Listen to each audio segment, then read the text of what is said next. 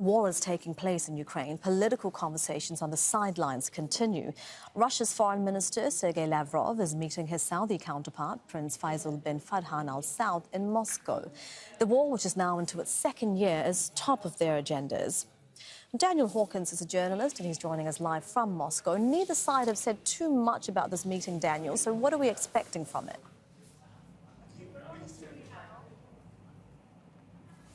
Well, the meeting was delayed by around half an hour, with the Saudi delegation actually being kept waiting by Foreign Minister Sergey Lavrov. And indeed, both sides have really kept this under wraps, pending some sort of joint press conference, perhaps in the coming hours.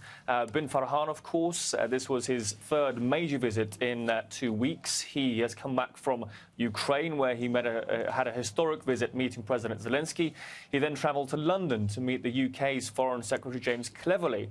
His visit to Moscow really is symbolic of Saudi Arabia's position as a neutral state, as a state that seeks to be a mediator between all parties, Moscow, Kiev and its allies, to try and bring dialogue and come to some sort of consensus. And that was very much reflected in the comments made at that public part of the meeting, with Bin Farhan saying that he hopes agreements reached at the meeting will suit all sides, be satisfactory to everybody, and Sergey Lavrov also saying he welcomes the increased initiative, the increased interest of Saudi Arabia to resolve global and regional issues. So very much expect an announcement on some of those key topics at this press conference. And Saudi's relationship with Russia, it hasn't been black and white, has it? Are there any signs that it's trying to position itself as a possible mediator when it comes to talks about Ukraine?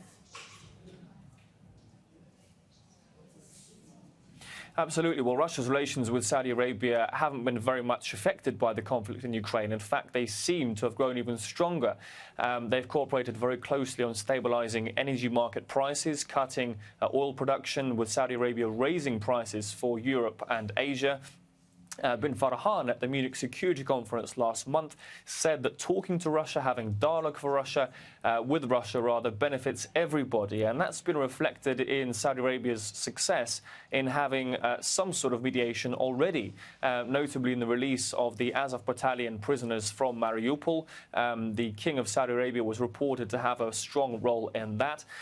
Saudi Arabia will very much be hoping to be this mediating figure between Moscow, Kiev and its allies, and build on the success it's had already, and while obviously condemning Russia at the UN, very much strengthening relations in terms of bilateral investment and energy cooperation as well. So it'll be very interesting to see what comes out of that joint press conference in the coming hours. All right, Daniel, that's Daniel Hawkins joining us live from Moscow. Thank you.